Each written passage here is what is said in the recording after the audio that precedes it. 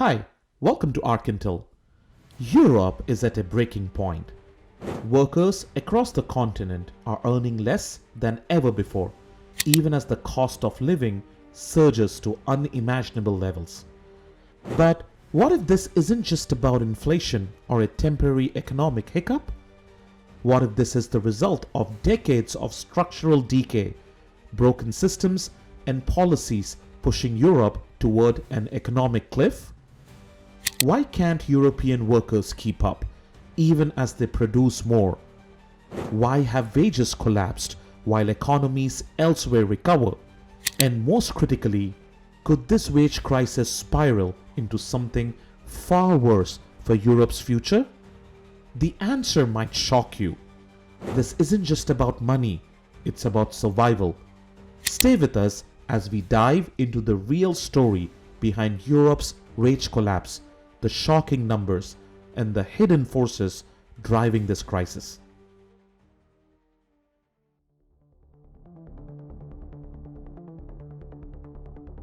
European workers are in trouble.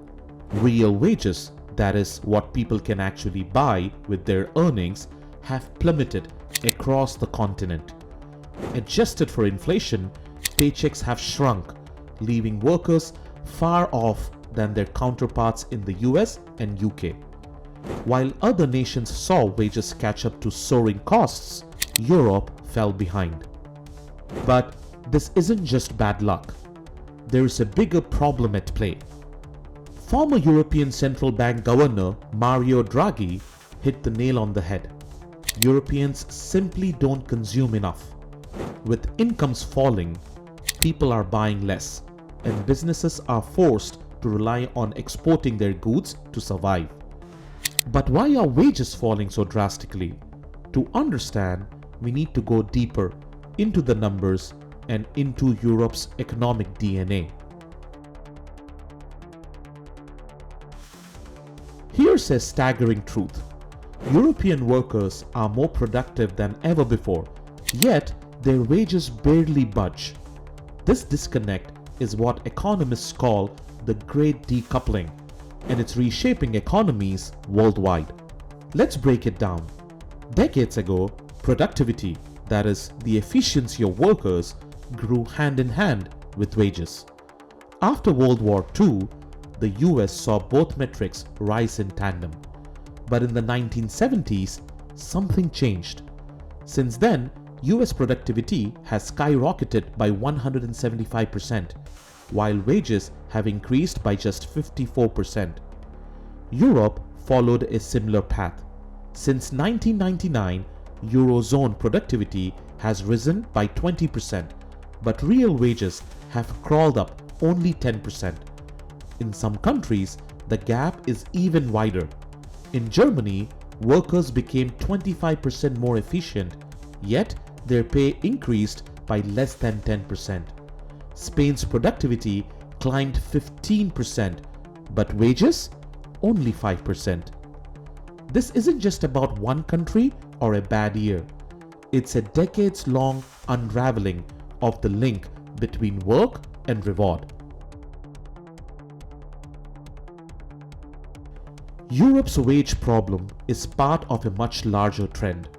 Productivity growth across advanced economies has slowed dramatically. Back in the 1960s, G7 countries saw annual productivity gains of about 5%. By the 1980s and 1990s, the number had dropped to 2 to 4%. Today, since the 2008 financial crisis, it hovers around 1%. This isn't just a European issue, it's a global shift. But Europe is suffering worse than most, and the reasons for that are deeply tied into the continent's unique challenges. Inflation has hit everyone, but Europe has been hit hardest. Real wages across the Eurozone fell by 1.9% in 2021 and a staggering 3.7% in 2022, a total drop of nearly 6%. Even now, as wages begin to rise, they are struggling to outpace inflation.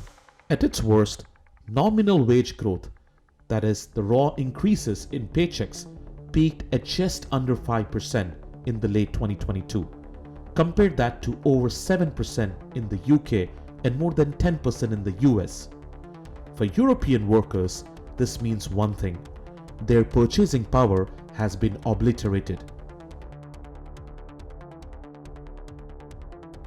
The pain isn't evenly spread. Some countries are suffering far worse than others.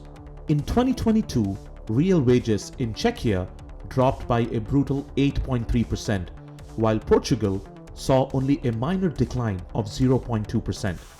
In 2023, Hungary faced a catastrophic 15.6% drop, while Belgium actually managed a modest increase of 2.9%. This disparity underscores how unevenly the crisis has hit, but in aggregate, Europe's wages are in free fall compared to peer economies like the US. So, why is Europe falling apart? The answer lies in two key factors. First, Europe has faced higher inflation than other regions, driven largely by the proximity to the war in Ukraine. The conflict disrupted energy supplies, driving up costs for businesses and households alike. Post-pandemic surges in demand only added fuel to the fire. Second, labor market reforms across Europe have made it harder for workers to demand better pay. Over the past few decades, governments prioritized making their economies competitive. In practice, this meant loosening rules around hiring and firing workers and weakening unions. The result? Companies gained flexibility, but workers lost bargaining power. In contrast, countries like those in Scandinavia, where unions remain strong, have seen better wage growth. The consequences of Europe's wage crisis are profound. With real earnings in decline, consumption is falling, threatening economic growth. Businesses that rely on exports are at the mercy of volatile global markets. And without stronger wages, Europe risks becoming stuck in a cycle of stagnation. Reversing this trend won't be easy. Policymakers face a delicate balancing act, maintaining global competitiveness while ensuring workers are paid enough to sustain the economy. Addressing inflation, strengthening worker protections, and rethinking labor reforms are just the beginning. Europe is at a crossroads. The choices made now will define its future for decades. Will it find a way to restore balance, or will the wage crisis deepen, dragging millions further into financial insecurity?